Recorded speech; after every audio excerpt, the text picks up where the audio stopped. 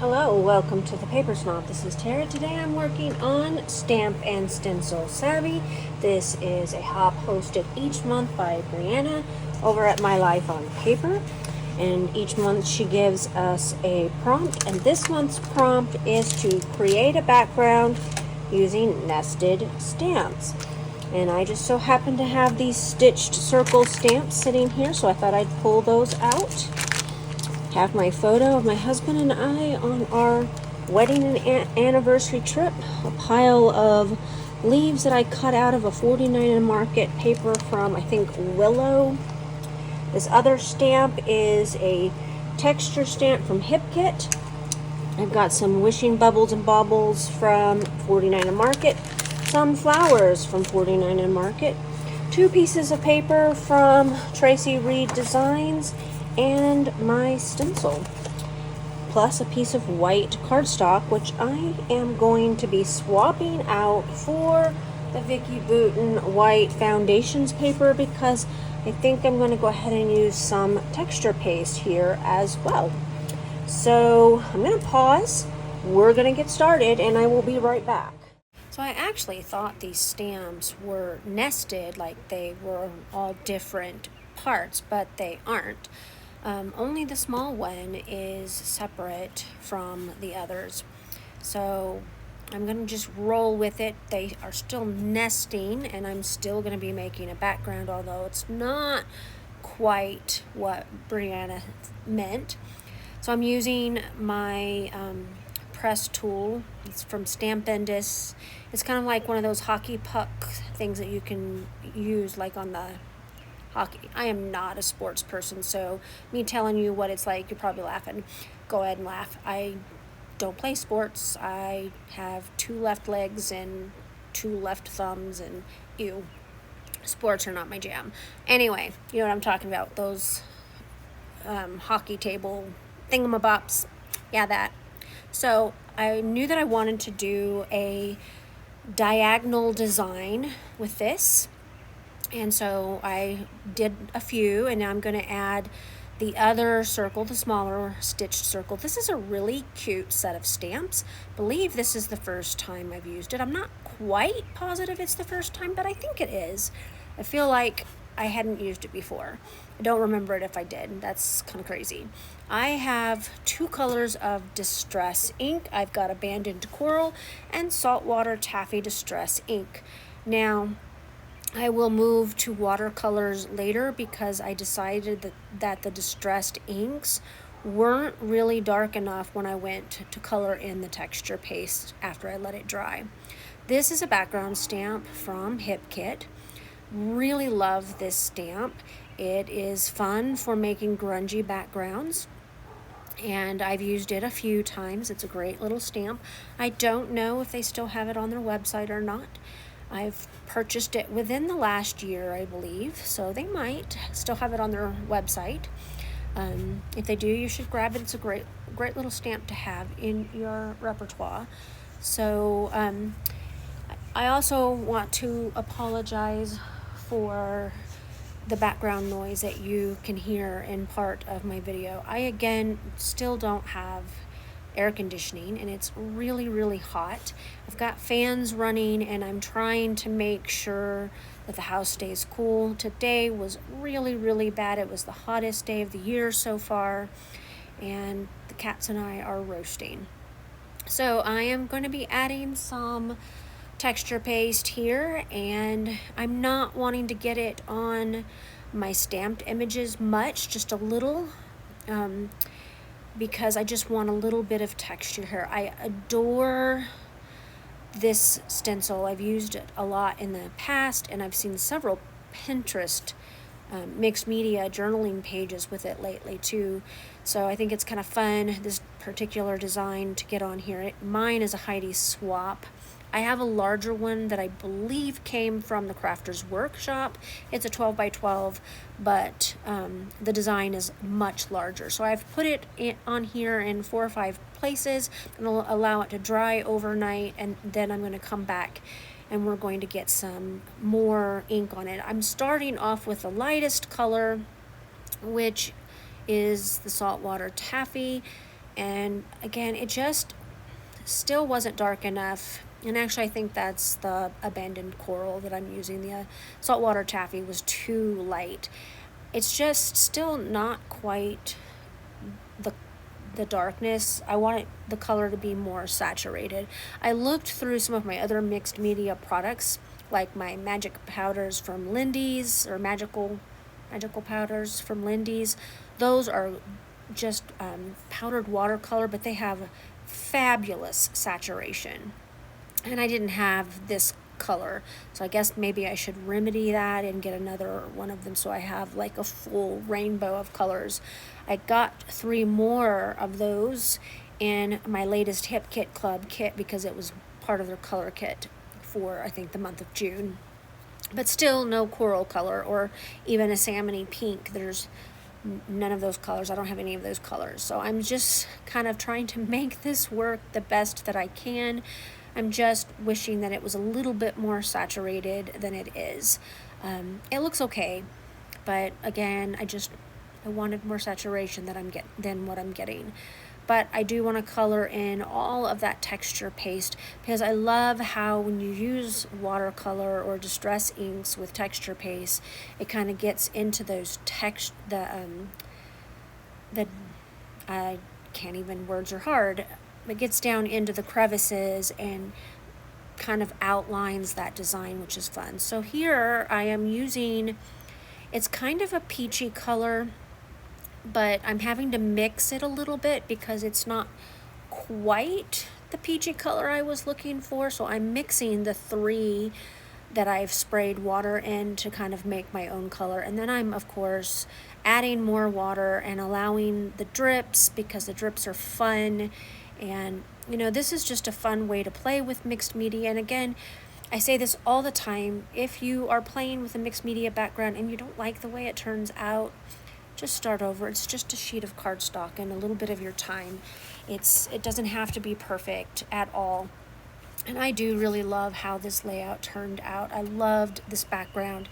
It came together just as I envisioned it once I started getting enough of the color saturation that I was looking for.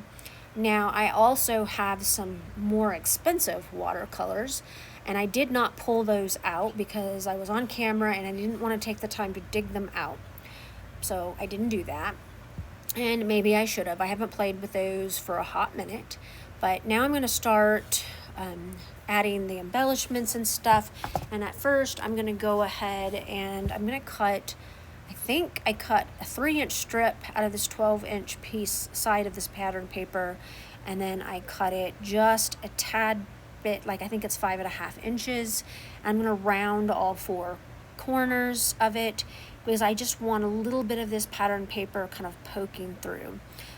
That is where I realized that my photo is a 4x6, and so I need to trim it down just a tad so that it will actually work in the way that I intended. I wanted to cut it down to 4 inches, but our faces are just too big in the photo, so that didn't work either. I'm going to center my photo in the middle of this piece, and then I'm going to mat this whole thing with that black and white camera paper. Again, these papers came from Tracy Reed's July release, which is called Wander and Wonder.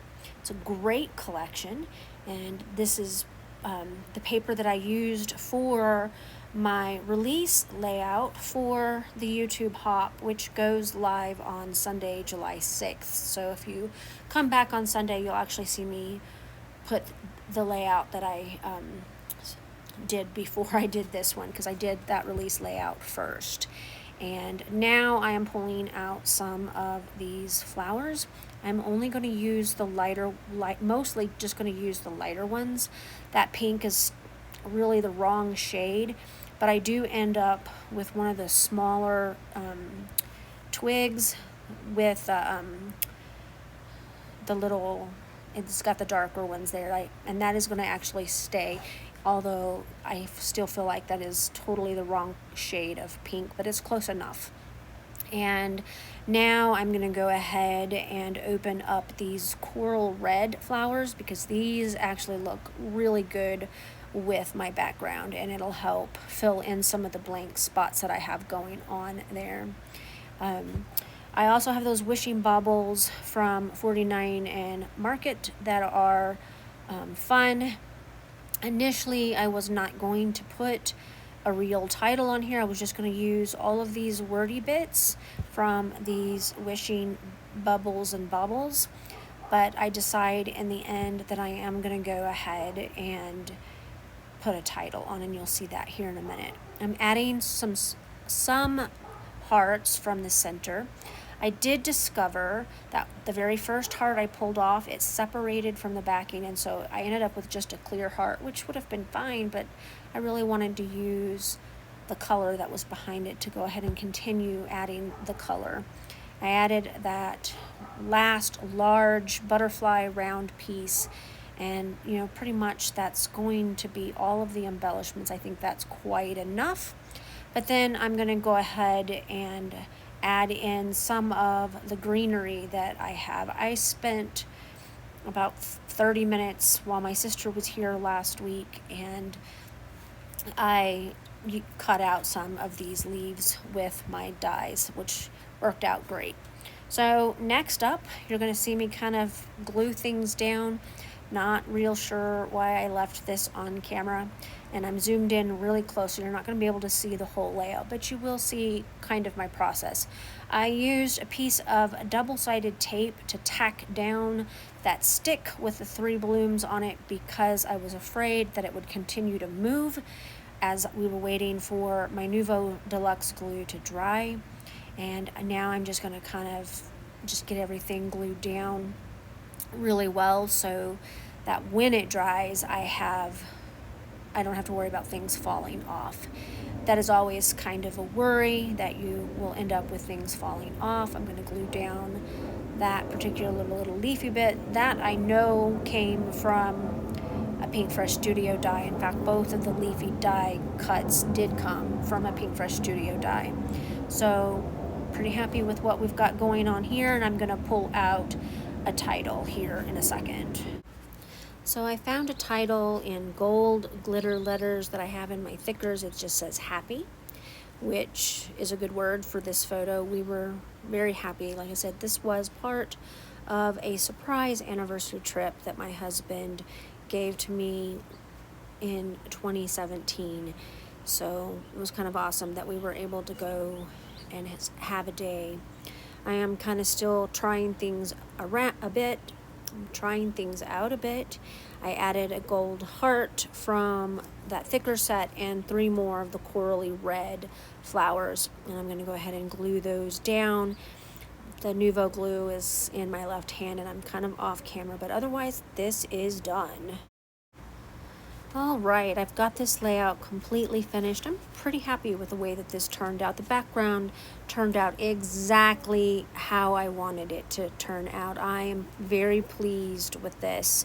And I love now that it's dry that you can really see the color saturation. Like I said, I have a more expensive set of watercolor paints that I could have brought out, but I was on camera and I didn't want to shut off the camera to be digging those out.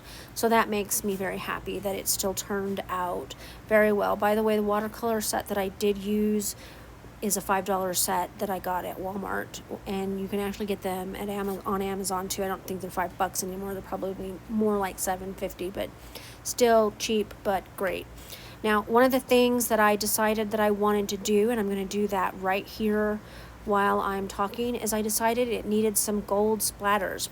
I was wondering, what do you use to make gold splatters? I have a few gold sprays, and I just feel like they don't have enough saturation in them. And so I have taken to using my Prima metallic watercolors because they do have a lot of saturation. And I'm just wondering what you use for gold splatters. These work wonderfully, but I'm going to run out of gold eventually. Not yet, but eventually. So I'm just using my paintbrush and my handy dandy cuticle stick that I've stolen from my personal self-care stash, and I use it to splatter all kinds of things. You have seen this cuticle stick on camera so many times. It is completely covered in paint, ink, you name it, it's got it on there. So, but I love putting gold splatters with these paints, and I would love to have an alternative if you have any ideas. I want to thank you for coming to my channel today. I really appreciate those of you who take the time to like, comment, and or subscribe to my channel. If you're new here, I do interact with my subscribers. I love to answer your questions. So if you have a comment or question about this layout or any technique that you have seen me do on this layout, just drop those below and I'll get back to you as soon as I possibly can. Please make sure that you check out my description box. We have a set of Instagram participants that play each month. They're listed at the top, and then there is the year-long playlist for this hop, and that will have all of this year's stamp and stencil savvy videos. That way, if you need some inspiration to use your stamps and stencils, we're right there for you. So go ahead and check that out. I hope that you have a great rest of your day. Bye.